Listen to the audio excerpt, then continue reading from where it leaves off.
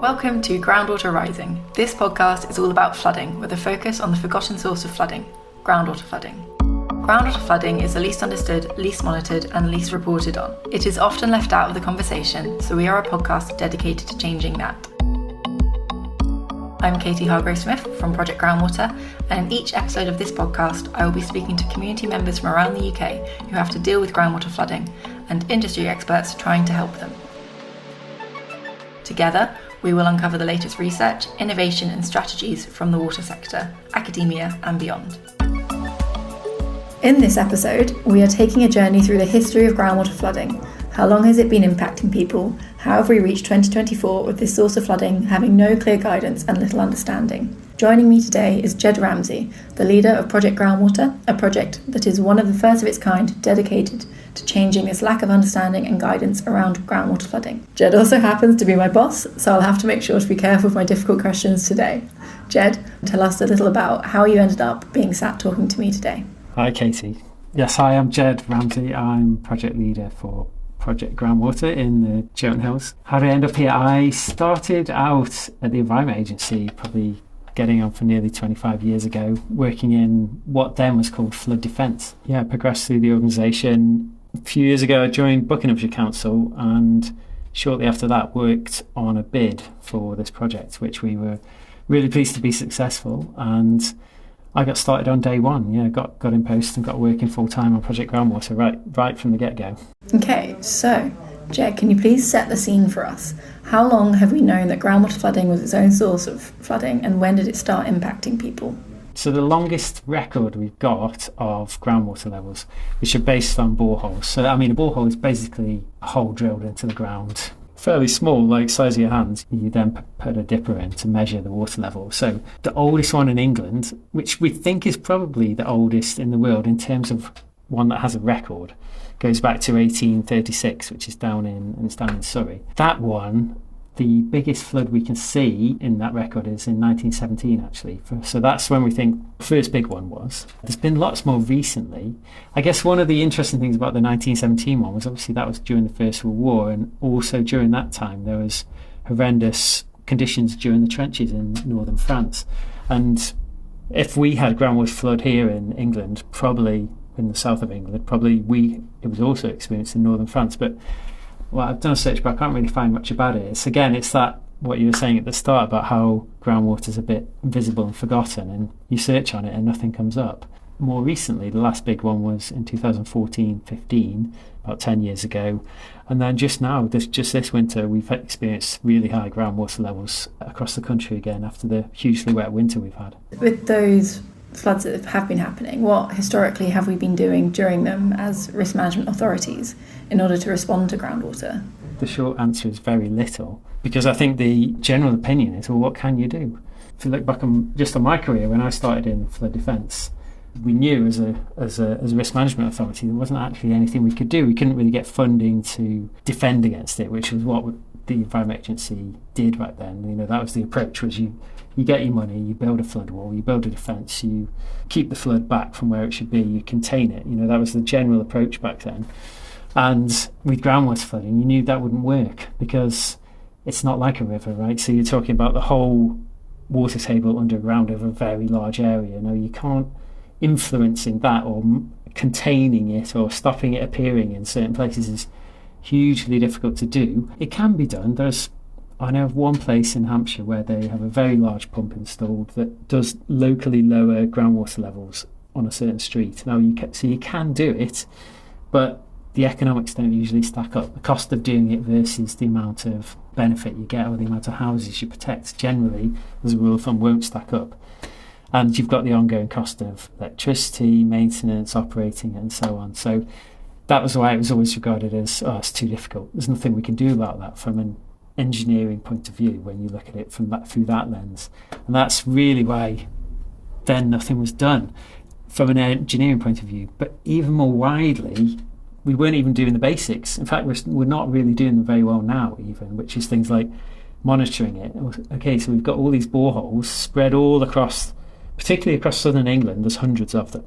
Now, they are put in to monitor groundwater levels, monitor the water table, But the reason they're there is not for flooding. The reason they're there is to manage it from a water resources point of view. So in England, about 30% of drinking water comes from groundwater, comes from aquifers like the Chalk through the Chilterns. Now, and it's very important to manage that so it doesn't get too low and we use it up and run out of drinking water, essentially, plus the effects on the environment of having low groundwater levels on chalk streams and so on.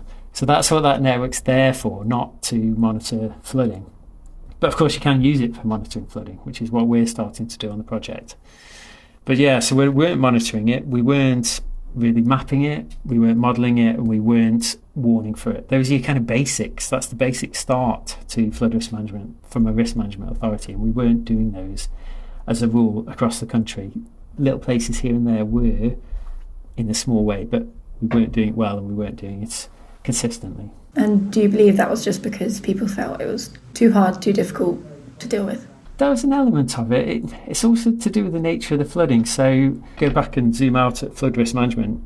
The big changes have come when there's been big floods that have caused a large level of devastation. So take the 1953 flood, which was a coastal flood, coincided with a tidal surge, a huge storm. It was hundreds of people died in that flood. That was the last really actual, probably flood you would call a disaster with human death in England.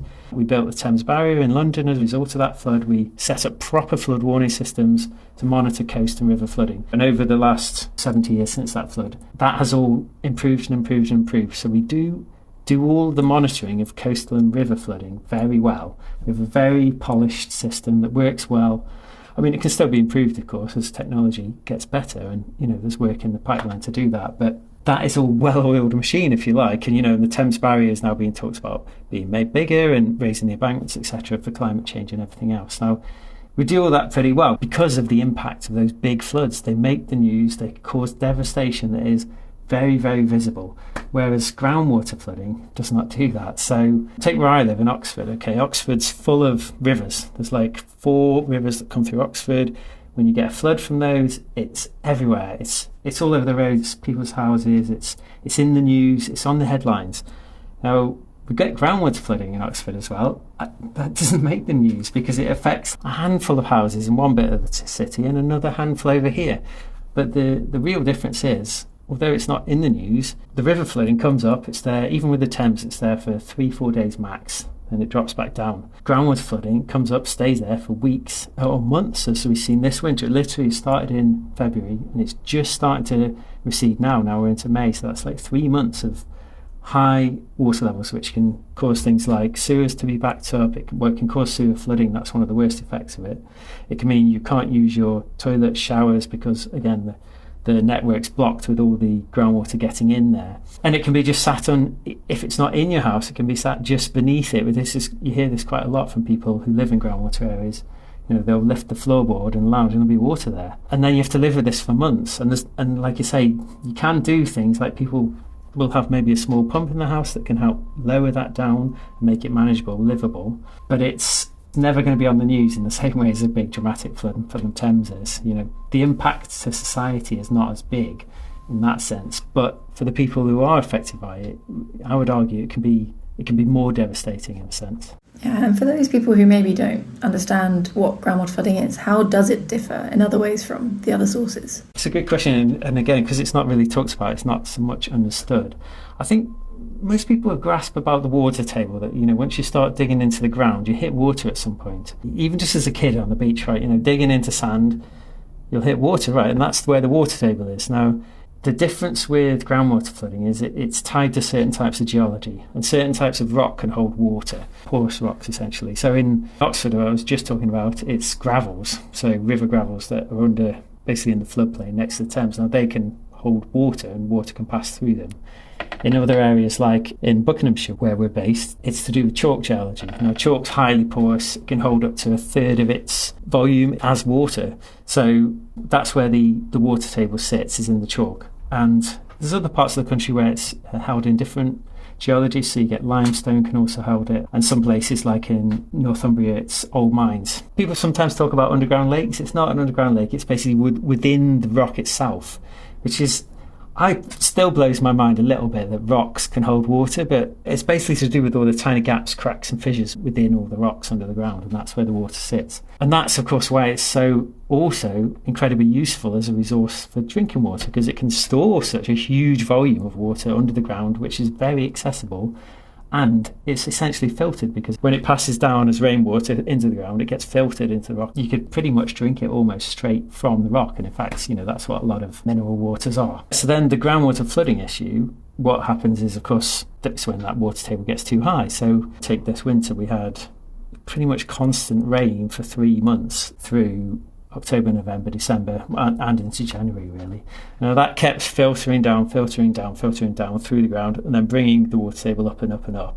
And then it gets to a point where it comes out of the ground. So when it intersects on the side of a hill, usually, so you get a spring appear. We're all familiar with springs where water will bubble up through the ground, and that's essentially groundwater, and the water table being at that level. The bit that makes it tricky to understand sometimes is it can be counterintuitive of where it pops up and where the springs start. They're not always where you expect, and they can be halfway up a hill or just in the middle of a woods. And it's all to do with the geological formation underground, which if you get a real hydrogeologist in, they can explain all that in quite detail. And it's quite well understood where this happens, and part of what we're doing on the project really is to understand that, model it, and then build maps of where we think the groundwater flooding will happen. Yeah, so at the moment I'm watching it rain, and every time it rains I'm like, please stop, because the groundwater levels are just so high at the moment that every time it rains I'm like, nope, need you to stop now, need it to start to go down. But I haven't had the notification yet that it's properly started dropping yet, so still we're at a point where the amount of rain that we just keep on getting is just adding to it. It's funny that you mentioned the length of groundwater flooding, because now we're going to hear from Andy from Kimpton, which is an area in Hertfordshire, who experienced groundwater flooding all the way back in 2001. And one of the main things I remember thinking from a conversation was just how long the groundwater flooding lasted for there. Well, the groundwater flooding in 2001 came as a huge surprise.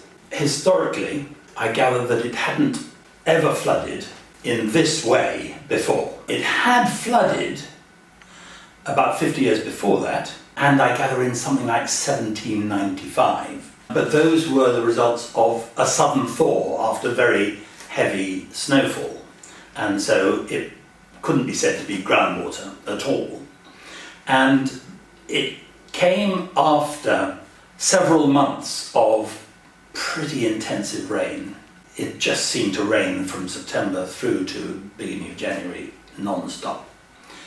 But even so, we had no warning that it was going to be like that, until somebody came along, one of our neighbours, and he said that the springs up at Netherfield Springs, the clue is in the name, which is about 3 miles up the valley, that the water was pumping out of there. It's very close to the end of Luton Airport runway. I went and jumped in the car and drove up there, and sure enough, all this water was pouring out of the hillside. And I thought to myself, well, this is actually going to be heading towards Kimpton. But it didn't seem to be moving very fast, and in fact it moved at about a mile a day. So we had 3 days warning before it started arriving in Kimpton, but you could see that it was happening. And again, when I tried to warn people who I felt were within the danger zone, they didn't believe me. They didn't want to know. And then it started arriving in the village. It seemed to be no particular problem. I actually made a sandbag wall behind my garden, which held it up for another couple of days. But quite clearly it was getting worse and worse and worse, until the first night when it really got bad. And it was a very snowy night and extremely cold.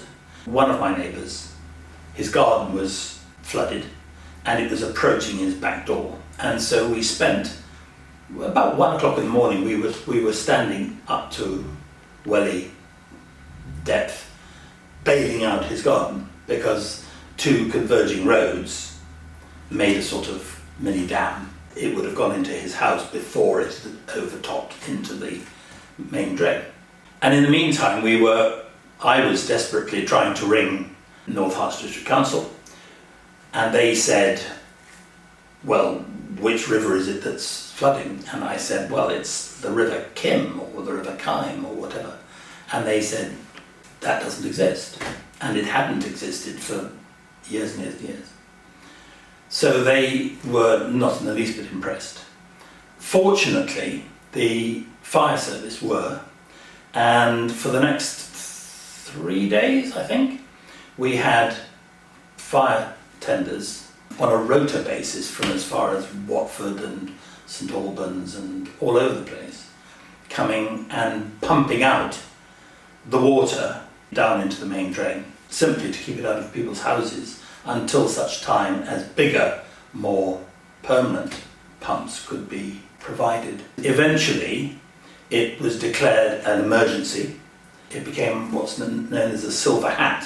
When a policeman with silver around his hat, in other words a senior one, gets appointed to it, and the one in Hertfordshire, the event in Hertfordshire before that had been a rail crash in Hatfield. So I mean, it showed how seriously the police were taking it. And he was able to get people to do things that I was in no position to get them to do. So when a pump was ordered from Kent and it didn't arrive, they rang up and said, where is this pump?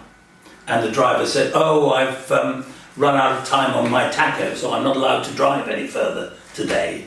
And the silver hat policeman was able to say, just get in your cab and you drive it here now. And so he did, and the big pump was put in, and it sucked it away into Claggy Road, which is the next road, and saved the properties here, the domestic properties. So no domestic properties got flooded, even though commercial ones did. After about a couple of days, the position was stabilised, but there was still a lot of water above the village that needed to be pumped through.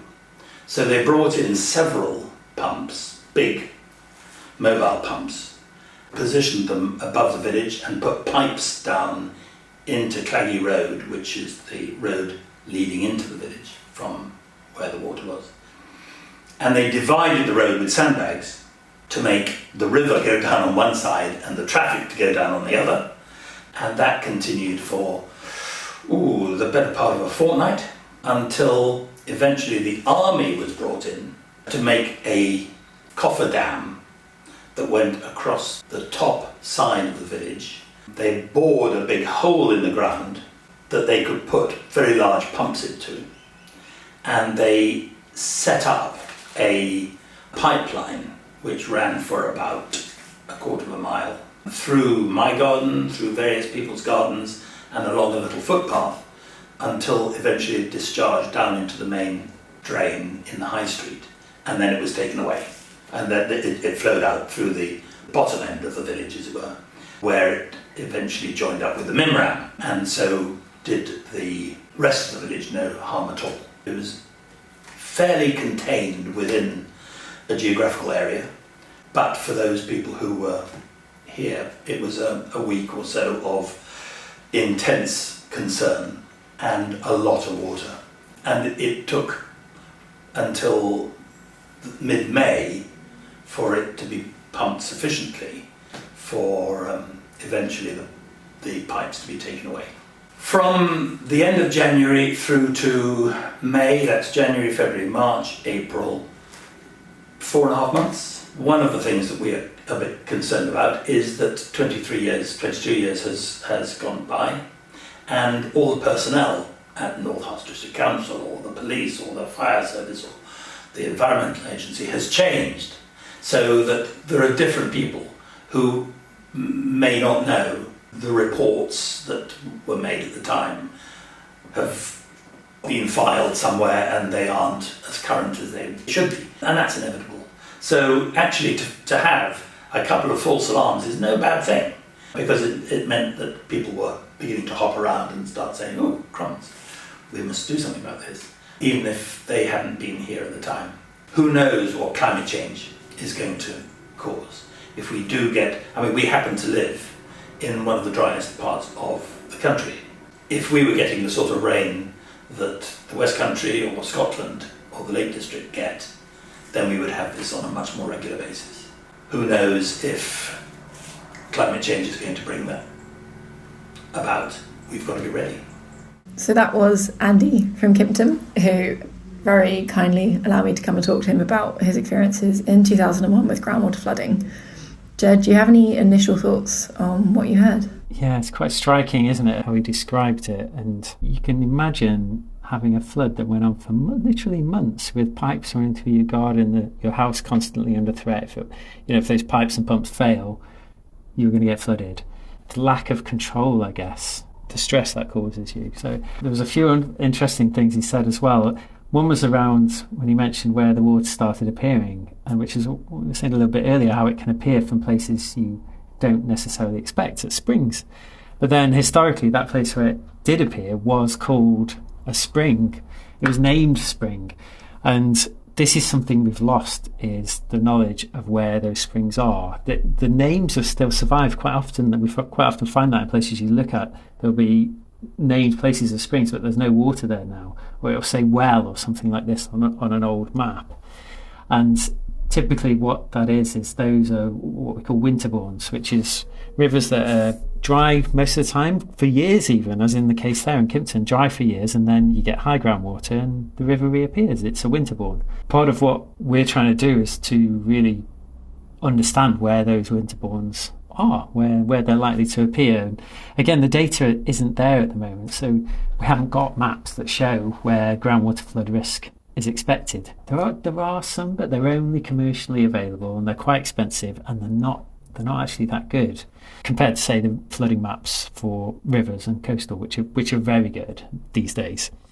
So again, that's something we're working on, to build those maps, to build the data, to build the understanding. The other thing that really struck me as well is, I think it was his opening comment where he said about feeling surprised. Surprised this is happening. Why is this happening here? And again, it's that lack of knowledge and awareness. Now, one of the things that we're really looking at and really interested in is the impact on mental health from flooding, which a lot of the data is showing is actually, in terms of the cost to society as a whole, is much greater than the damage to property, the damage to infrastructure, the cost of that. And there's kind of three things we know you can do to reduce mental health impacts of flooding. One is knowledge, awareness, where it is, when it's coming. So having warnings about it, for example, and having maps to say this is where we'll be affected. With that information, you can plan. And that's the second thing, having a plan. What do you do? What do you do when it happens? At a personal level, at a risk management authority level, what should all the emergency services be doing? What should the council be doing? What should the Environment Agency be doing? And then the other factor is the level of resilience in the community. So community cohesion, for example, has a huge impact. So people helping each other during a flood and knowing what to do to help each other, right? So again, it's being organised and prepared. If you lack that basic knowledge that you live in an area that could have a groundwater flood, you can't do any of those things. And and if there's no warning service in place, you're not even going to be told by the council or the Environment Agency that it's coming. Now, these are the bits that need to change. We're piloting things in the areas we're working in, and we'll be really campaigning hard for this to be changed at a national level and done much better all around the country, because that is what needs to happen. And I think my view, it's not just my view, I think it's shared by everyone you speak to who works in the flood risk industry, that this needs to change and it's time for it to change. And I think there's the will there, but there's questions around how you do it, because ultimately you need funding in place, you need responsibility to be laid on the right organisations in the right way, and at the moment it's not quite set up right to really help people who are affected by groundwater flooding. But I think it will change, and we'll be part of that change for sure.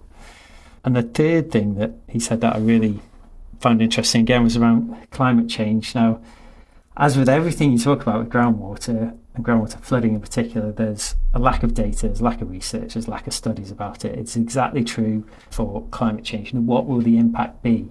And I think there's work been done to look at the impact on groundwater levels, water resource point of view, using it for drinking water. But what's the impact in terms of high groundwater levels? It's not quite so straightforward. So you think the predictions at the moment are that you're going to be getting more storms in the winter, more drier summers, so more extremes of weather patterns, basically.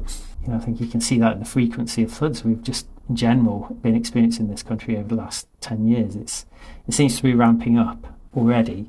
But groundwater needs a different type of pattern of rainfall. And it's also influenced by other things like what is the land used for? So what are farming practices going to be like? Is that going to change? Are we going to have more woodland, less woodland? That has an impact. Are we going to be taking more water out of the aquifer or taking less?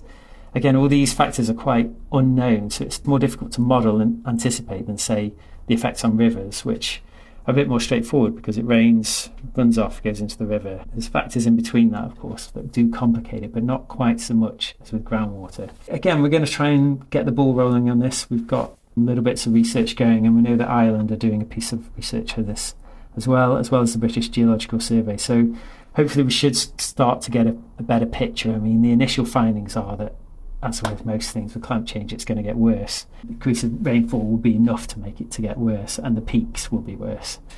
So again, you need to plan for it, and the more we can do now to build awareness and understanding and get people and communities working together planning, we should help in the long term.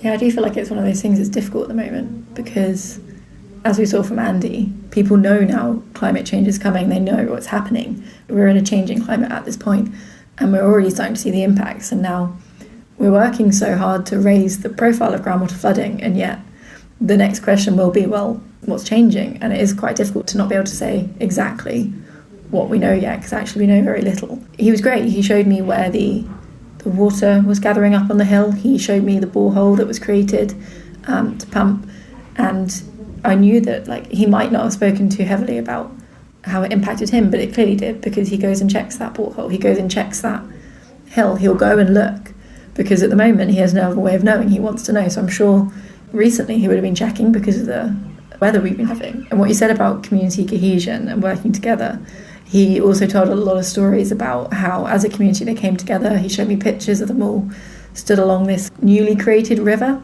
because although he said that river that previously wasn't running started running after 100 years, to the point that the council didn't even know a river was there. This river had been built over, so the river was actually running under people's homes. They sort of directed it, and the road through the middle of their town turned into a river. That's why some properties did flood, some commercial properties, and he showed me the commercial properties that flooded, and they do live down a little dip. So it's interesting that they were lucky that they managed to kind of protect all the homes, and I'd be interested to see if those businesses have done anything, because that's another element. How much do we actually think about businesses when we do all our flood risk management? Do we do enough about businesses and groundwater, do you think? Businesses have been traditionally neglected in flood risk management. Again, this goes back to the funding system and how that's set up ultimately. It's changing, but historically businesses wouldn't receive the same kind of level of benefit. So if you protect a business and you're trying to justify, again, doing something, you're weighing up the cost of doing something against the benefit. The way that would be scored, the benefit you would get from protecting a residential home would be way, way, way higher, several times higher than you would for protecting a commercial business. So traditionally they didn't count to the same degree, so it was harder to get funding to protect them. So, and triply so when you're talking about groundwater, again, because you're talking a scale. So I mean the example Kimpton there's a good one where you've got not large, we're not talking hundreds of properties, we're not talking hundreds of businesses or even tens of businesses, you're talking a handful, aren't you, something like that. Now you just can't justify spending large amounts of money to do anything about it. Flood risk schemes do cost large amounts of money to do. It's inevitable. Large scale engineering, it's just never cheap, especially, which is of course getting worse as we all know by the day, the price of everything. That kind of argument has become more and more difficult to justify. So that's why the things that don't cost as much money to do, having a flood warning system in place, in my view, this should be easily justifiable because of the benefit it could bring. But again, at the moment the funding system doesn't recognise the benefit of flood warning in the same way it does as building a flood wall. It's something that should change, and I think it will. It will take time, though. It's not an easy thing to do, change the funding system. I mean, there's good reason for why it's set up at the moment, because we've wanted to prioritise protecting people's homes, right? I mean, this is good, sound reasoning, but we've been doing that now for 20, 30 years, and the majority of the big schemes that can be done have been done. There's a few left to do, but by and large, the big ones have been done. So we're now moving to this concept of resilience rather than reducing risk and resilience. Some of the things we can do are what we're really trying to demonstrate on this project the value of, and really hope that we can through trialling things in places like Kimpton and getting new, better warnings, new, better maps. I think the other thing perhaps to think about with the maps, for example, and how you were saying, Katie, our houses have been built on the route of Winterbournes. That's not been done intentionally. There's the lack of knowledge there within, say, the planning system. Now, we've got good flood risk maps of river floodplains. And, you know, as a country, we try to not build in floodplains these days. That is the approach we take. I mean, historically, there has been some building in floodplains for sure. But these days, it's quite difficult to justify that and doesn't happen that much, I would say, as a rule of thumb. Whereas building on Winterbournes, if you haven't got the map to show you in the planning system to start with that this is where a Winterbourne will appear, how's anyone going to know? So if you can't make good decisions without good data, that's the foundation of running things in a rational, logical way, isn't it? And even when you've got a good policy like, right, let's not build in a floodplain, if you don't know that this is groundwater flood risk in this area, you're not going to know to not build there. So again, we're trying to do work in that area, work with planning authorities to show what's the best you can do with the data you do have available, and then where we can give better data, give that better data to work with. Again, it's just preventing future problems then, isn't it, if we can avoid building on top of Winterbournes wherever possible. And what you were saying about just only a few properties getting affected, I do think that is an issue that we face when it is only a few. That I remember listening to someone talk at a flood conference once. Oh yeah, we have saved this many people, we've helped this many houses, we've done that. And then there was like this offhand comment of like, oh yeah, this many still flooded.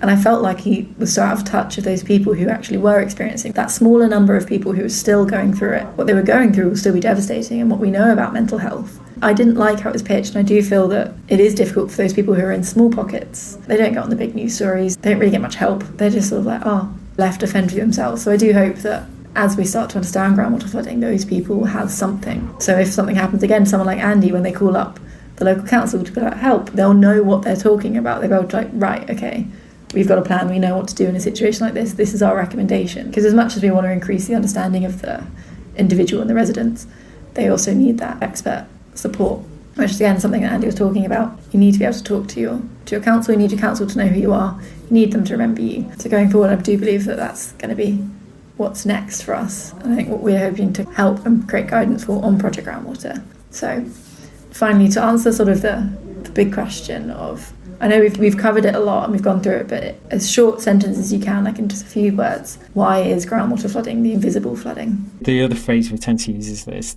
the forgotten flooding. And it's the comparison with other forms of flooding. You can see a river, you can see the rainfall, you can see it come out of banks, you can see it start flooding. You can't see the water table rising. You can't see the water filtering down.